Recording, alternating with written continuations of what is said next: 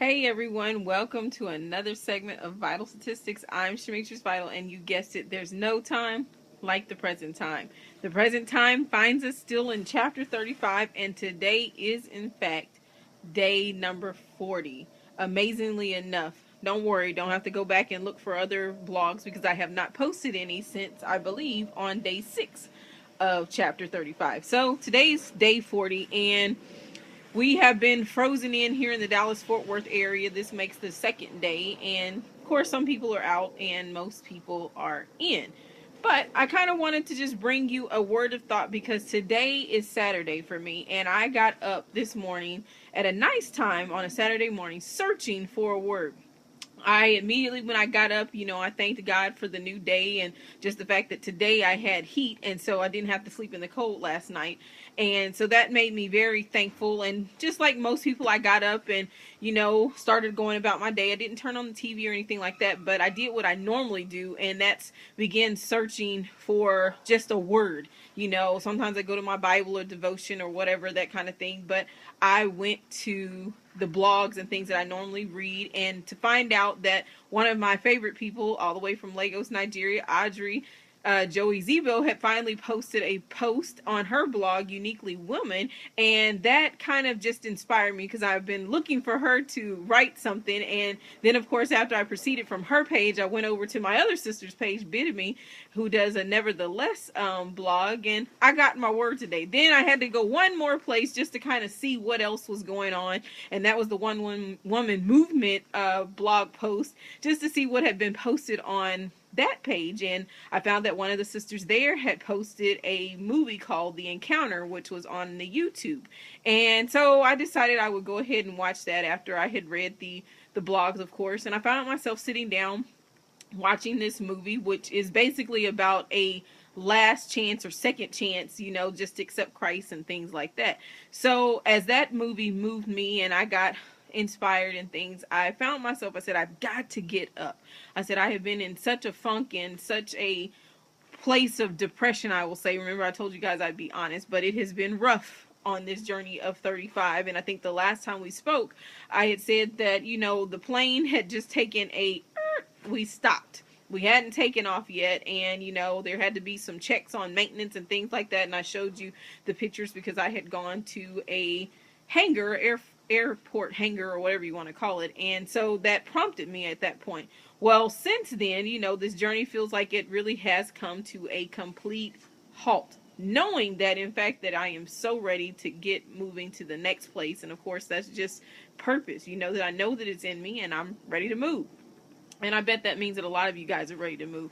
So after watching The Encounter and things, I found myself, I said, okay, I've got to keep pushing. I pushed myself. I said, I'm going to get up and I want to go down just to the convenience store. And I said, if I can't drive down there, I will walk. So I realized that I'm not going to get out of the driveway because there's ice all behind my car. So I decided that I'm going to walk. So I go and put on my ski suit and everything. And as I proceed out of my neighborhood to walk, there's just ice everywhere. I get across to this field and I'm in the middle of the field and I hear this small voice say, you really want this cup of cocoa or whatever it is that you want from the convenience store? And I was just like, yeah, because I felt like just getting out was just my push. I had to get out of the house, and I was like, I'll come back home and clean up and pray the spirit of depression or whatever it is that the enemy thinks that he can keep me suppressed in my own home. So I keep trying to get to the store. I get to the end of the block and it's nothing but ice. Can't even walk down the street. So I stop there and I stand for like 15 minutes and I'm just looking. No thoughts in my mind, no words to say, and my attention is drawn as I'm watching all the cars to the freeway, because from this area I can see the freeway, and I see cars very slowly moving across these bridges. I mean, these are bridges, so you know how high bridges are, and they're moving very slowly. And so finally I hear the small voice that I have been looking for. It says that, I'm going to make you stop one way or the other. Some people choose to listen and some people don't. But you have a choice whether you will just wait it out or will you try and do it at your own risk. And so I was like, well, I'm just going to wait then. So at that point, it's like, okay, I have a choice. I decided that I might as well go back home because I'm not going to make it to the store even though I was trying to walk. So I go into the apartment complex and sit down and have a cup of coffee there, and I sit out on the patio and just start thinking and all these kinds of things. And, you know, after I finish that, it's time to go home. Well, it was just long enough for the guy that was sitting inside the apartment complex working on his computer, long enough for when I left that he decided to pack up his stuff. Well, this is the funny part. I'm starting to walk home, and I really haven't made it far from the office, and he stops. He says, "Hey, would you like a ride?" We began talking. I said, "No, I'm fine." We began talking, and I start sharing my little story with him about, you know, that God's going to find one way or another just to make you wait, and you're going to have to stop, or you can take it at your own risk. And then when I realized, and I said, "No, I'm going to wait," and he said, "Well, you sure?" After we talked for so long, I said, "Yeah, I'll walk." And I said, "Oh my God, you're a part of the test." And he said, "What do you mean?" I said, "Because even though we're going to the same place, I have to finish this journey out on my own." And he says, "Well, I'm not going to mess with what God is doing." So I realized that even on the journey, God is going to, you know, that people will pass your way and offer to lend you a hand. But because this journey is a journey that you alone have to take, you can't take any easy roads. You can't take shortcuts. So I said I was going to finish the journey out on my own because I had started on my own. And finally I've gotten home and I decided to sit down and write, and the Lord told me that I should post a blog. So here's my blog for today. And the question is, you know, who's waiting on you and why haven't you stood up? Because I was sitting out here looking for a word from my ladies and friends or sisters in Lagos, because I'm always excited to see what they have to say and what God has said to them.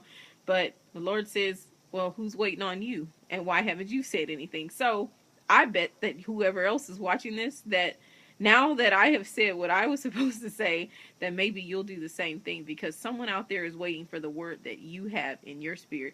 And I can hear one of my good friends, Monica, say, who is from the onewordmovement.com, that she's always telling me there are people waiting on you. So I'm making a declaration that since today is chapter 35 and day 40, it is time for me to get out of the wilderness. And I said I was going to be upfront and honest with you. So I'm going to make my way out of the wilderness, because I, in fact, know that there are people waiting on me. And if I don't move, they won't be able to move. So this is another segment of Vital Statistics. I'm Shemetris Vital. And you know what I always say, be the difference, make the difference. Because the difference is ultimately in the change you choose to make.